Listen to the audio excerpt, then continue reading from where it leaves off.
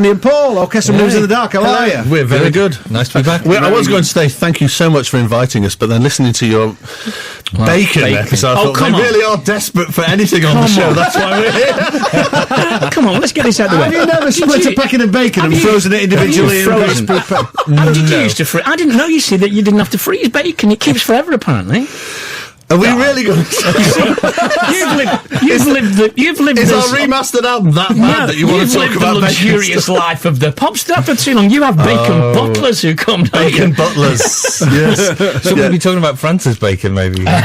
Francis, but there you go. Yeah, you said. No, I think... Well, anyway, junk culture, 30 years old. Anyway, about bacon. And we Did you have to say 30 years old? 30 years. Well, no, one assumes that that's partly the reason why you've done all this now, is it, for the anniversary? Well, actually, it took us so long to organise it. It's actually now 31. Is it? It was supposed to come out last year, yeah. Of course it is, yeah. 84, Of course, 84, yeah. And we were just looking at the sleeve, which we all like. Peter Saville, some kind of lovely flowers, but you said it was kind of an accident or a last-minute thing. Yeah, the original idea was to have us on the front cover, and, you know, we never liked the idea of having ourselves on the front cover. But, you know, the record company wanted it. But in the end, we used it because we were with the flowers as well in the picture. So in the end, we just said, get us off and just leave the flowers. And it's much better. Probably sold more because of it. So set this, guys, in some kind of context for people in the history of the band, because it comes after your now regarded as lost classic masterpiece Dazzle Ships record. Indeed, yes. But which at the time was kind of commercially, I guess, a bit of a false move for you. It nearly killed our careers, basically, Dazzle Ships. Right. Yeah. But it's a brilliant album. It's a brilliant album. And it was at the time, but people didn't purchase it. It was ahead of its time. Yes. Yeah, but so this Junk Culture album was, it wasn't our desperate attempt to claw back us into the charts. No. It was a finely balanced artistic statement between big selling pop and still experimental ideas. Well, that's absolutely what I think. That was what really struck me listening to it again. Of what a sort of schizophrenic thing it is when you get to what would have been side 2, and you get the kind of what's the one, Hard Day. It's been Hard Day, which is so moody, sort of really sort of Joy Division closer sort of period, and then it bounces straight into All Wrapped Up, which is like Haircut 100. It's like Club Tropicana. We're a schizophrenic band, though. You know, we are, and it's a perfect example of us, really. This but you're right, there is a kind of mash of styles feeding into it, isn't there? But I suppose, really, in hindsight, it's a logical extension of this ongoing dilemma that our record company had, where they kept saying to us, you know, are you Stockhausen or ABBA? And we're like, well, we're both. Is there a problem with being both? Stockhausen and Waterman. But that must have been infuriating. I say infuriating. That must have made you problematic for them, because where do we put this? How do we market this? Yeah. Yes. Yeah, we were always problematic. Yeah. But, you know, the thing was we never, as you know, we didn't start to be a successful pop group. We started as, you know, just making weird noises in his mother's back room and then, you know, completely with instruments. Well, occasionally, yes. If you could call them instruments. You know, there were things that Paul made. But no, it was... So we never had a desire to just be pop. Yeah. You know, but quite accidentally, unconsciously, we had distilled sort of the electric things into catchy tunes. So, but we always still liked doing things that were a bit weird and fractured, you know? Let's go on. I was just going to say, I think consciously with Junk Culture, I think we did realise that we needed a couple of hit singles. Yeah. So we there's nothing wrong with that. There's nothing wrong with that. No. We needed to sort of get ourselves back on track because we kind of lost 90% of our audience with Dazzle Ships. Yeah. So we were sort of fearful that if we did another album like that, the record company would drop us. Yeah. So there was this pressure to have hit singles. But you had 3 hits off this. Was it Tesla Girls Locomotion? We're going to play Talking Loud and Clear. Which in itself was interesting because we had just got a Fairlight CMI computer, which we didn't know how to operate. And so we got to Montserrat in the Caribbean. I was going to ask you about that. Talk a bit about that. And we thought, right, okay, well, let's learn how this works. Let's load up some interesting stuff. So backwards sleigh bells. And we just loaded up a load of weird noises and wrote Talking Loud and Clear as an experiment. Figure, isn't it? Gorgeous. Yeah, lovely. really good. That's Talking Loud and Clear from Junk Culture, Orchestral Manoeuvres in the Dark. Your first experimentation with the Fairlight CMI. Yeah, I mean, it was a ridiculous machine, really, because, I mean, by today's standards, I mean, my iPhone is more powerful than that, but that cost, about £24,000. Cost the same as my parents' semi that I grew up in was valued at the same time in 1983. That's how crazy. Wasn't it invented by some Australian teenager? It was Australian. It was Australian. There's some brilliant story about it. There's an Australian teenager invented it in his bedroom, and it's called the Fairlight because he had a view of kind of Fairlight Bay or something out of his bedroom window. Really, it's an extraordinary story. Martin Hannah always wanted to buy one, and the rest of them wanted to start a hacienda. Hannah left factory over them not buying a Fairlight. Oh, I didn't know that. What's the emulator then? Is that the same thing or a different thing? An emulator, well, it's the same principle, but just a different company. Yeah. Much more simplified. It still worked from floppy disk, which we used to use emus on stage. Emus, darling. Emulators, right. They invariably had disk read errors. Right. Yeah. So, half the time he wouldn't come in the right place because the thing was just going ka-chunk, ka-chunk. This will take a while. Disk read error.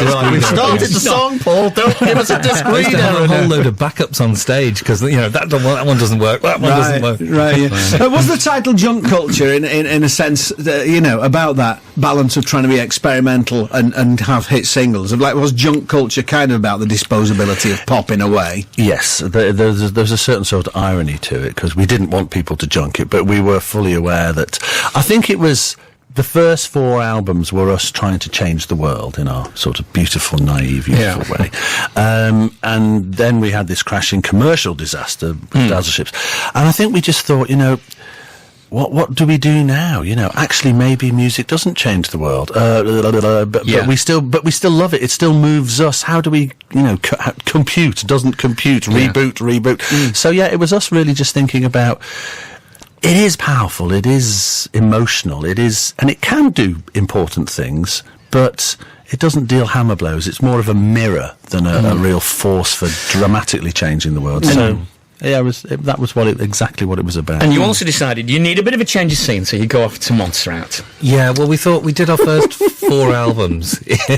We did our first 4 albums in our studio in Liverpool. And we thought, because we wanted to do something quite different to Dazzle Ships, we thought, change of scenery, I think it's time for. So we didn't initially go to Montserrat. We went to Lincolnshire. We went to Inverness. Yeah, so come on, after Inverness and a small church in Lincolnshire, I think we were allowed to go to the Caribbean. And we worked hard. We did work. 6 days a week. We only had 1 day off. And because one of the things was, Paul and I, being the primary writers and players and producers, were constantly sat in the control room. Like this, with a big picture window. And we're sat in the control room, and out there is the swimming pool with the rest of the band, the manager, the girlfriends, all drinking pina coladas in the sunshine. There was a barman at the studio.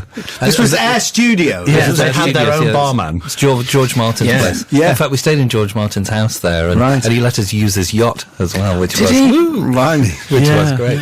So is it too simplistic? Because like I said, you go into that track all wrapped up, which sounds like kind of Haircut 100 Club Tropicana, or was that inspired by being there? It was, because there's some of the early versions that are on disc 2 of this show that they're really kind of electro techno tracks.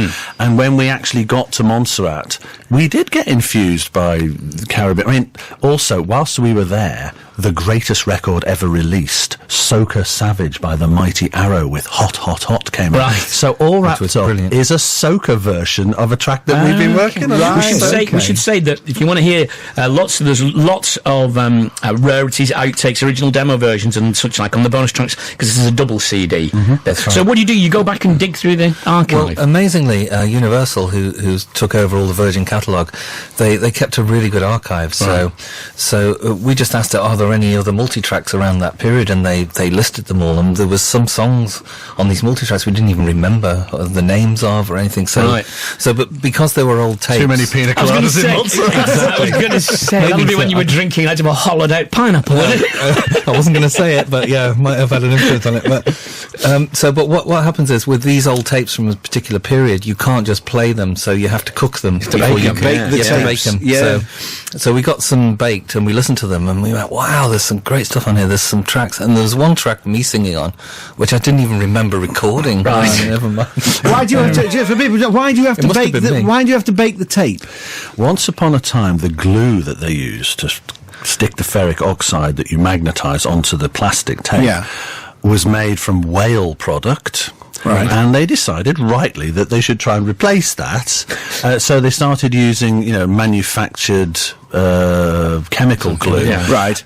So the whales were saved, but it wasn't nearly as good as the whale glue. So anything from the 70s and the 80s, that literally all the oxide comes off, all the brown comes off the tape. And what difference does baking make? I'm struggling to understand. It glues it back on. It glues the oxide back on. And It dries it out, basically. Okay, and so then you've got to go somewhere that still has a 2-inch tape machine, and you play and copy it into a computer, then you save it, and then you've got it. I mean, literally, when you've done that, and without getting bogged down in the technicalities, but when you've done that, can you then play it once or unlimited times or a couple of times? Does it start to decay again pretty quickly? It probably will start to decay. The best thing to do is play it once and by then you've got a digital version of it. Digitize it. You could just freeze all the individual tracks like bacon.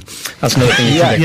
Greaseproof paper. Greaseproof would have been the answer. Do you know what? If only they'd stored that. Mind you, how many slices of whale would it take to? Tell us a little bit about. It's like when the record came out in the context, because and I put it on, and I really liked the opening instrumental, which still sounded quite austere and like pop music from behind the Iron Curtain or something.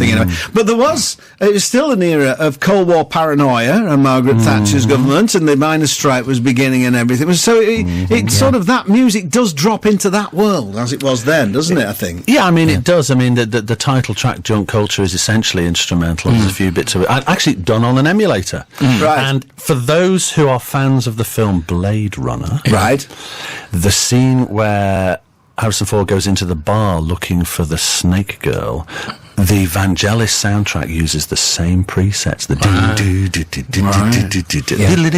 and people went, "Have you sampled Vangelis?" No, we're using the same. We're using the same instrument. But as well as that, though, it's becoming a new kind of poppier time as well, isn't it? I guess. I mean, so obviously, did you feel under pressure to have hits? I mean, I know you even when you were there in Montserrat, you're thinking we need 3 or 4 big hits on this. We were more conscious of it, because after what had happened with Dazzle ships, we did think that we need to kind of get our sales back up. We were just kind of a bit worried that the record company were going to drop us. So we thought we'd...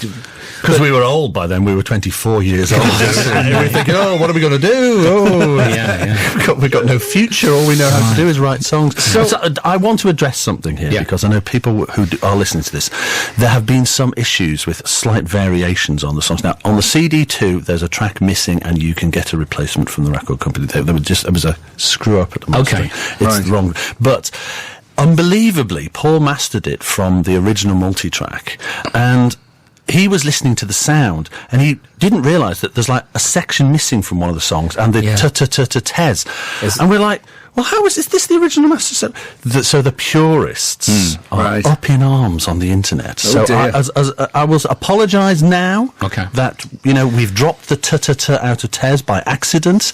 But you've got that on your original copy. We're really sorry, but, the original has it, and what this is really about is making it sound sonically better, but it's all the exciting things on CD too. Exactly. I mean, if people are really, really upset, we'll come round to their house and sing it for them during the song. Andy's gone pale. Yeah. As long as they've got pina coladas and palm trees. The trade-off obviously is that you've got to hold all the disc of stuff you've never heard before. Yeah. So there you go. Yeah, I mean, when we were in, where were you last year when we were in here? Skiving off. I was in Montserrat making my album. Right. So because we played a couple of tracks like Heaven Is that people have been waiting 30 years to hear the original version of. It's finally on there.